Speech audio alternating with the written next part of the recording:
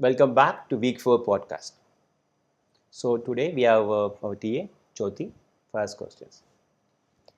Yeah, as usual, I watched your all videos of week 4, so I have listed down some questions on based on week 4. So, the first question is about BKT. BKT maps one questions to one skill, but most real learning tasks requires multiple tasks at once. So, how would you handle questions that cut across multiple skills? Okay, I think thanks for this question. I think this might be miscommunication during the course. What happens is that I try to explain a question with the single concepts connected so that we could explain the explain the BKT. But it is not necessary that one question will be checking only one concept, because for simplicity we use that assumption and we explained it. In fact, if you use you'll see it tools later.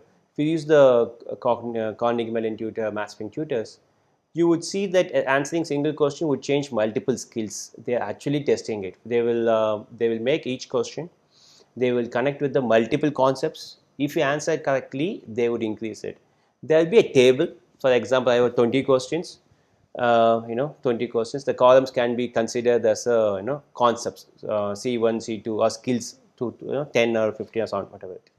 A question can cut across multiple skills. Similarly, a same concept can be tested by multiple questions.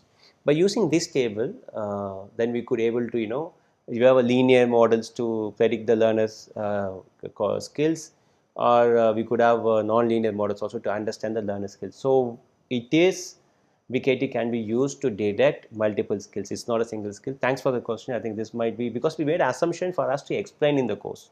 That's why it happened. Yeah, in that course, you have mentioned one more limitations about the BKT, that BKT assumes that once a student learns something, they never forget it.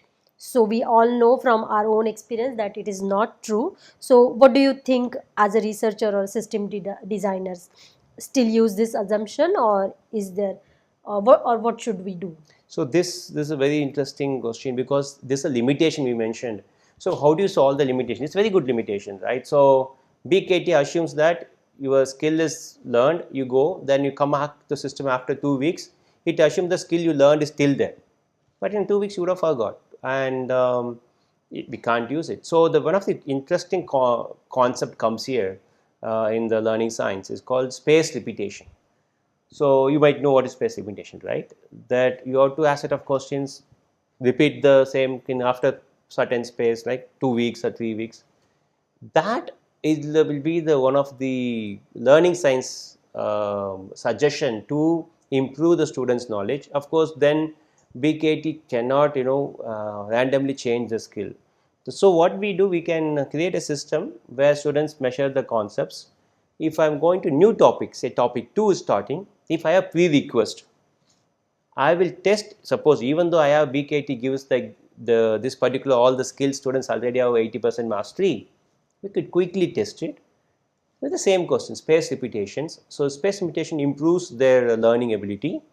Then you would able to change it. That's the one way of doing it. That is the learning science helps it. So that's when we could come up with new ways. As we can have new innovative way, new learner models to do that also possible. Okay. So what are the latest development in BKT? So yeah, the BKT has been quite old. It's like more than 15 years. Then there's the new model on deep knowledge tracing models using recurrent neural networks. There were a lot of research papers published beyond deep knowledge tracing where they use the learning objectives. They use the relationship between the content and the objectives, the set of question answers, so context based. So a lot of thing has been happening. So for last 10 years till Gen AI, a lot of work has been in the deep knowledge tracing from the BKT. But what happened after Gen AI, not everyone is focusing on the learner modeling anymore. Instead, they use a lot of NLP tech, with the word vectors or the BERT components. They try to add more and more dimensions to the questions and try to improve the prediction. So that's what happens. So I think the next step from BKT was DKT. It went well till say 2022. Now people are adding more new dimensions using the NLP latest tech. That's what it happened. Yeah. Thank you. Thank you. Thank you.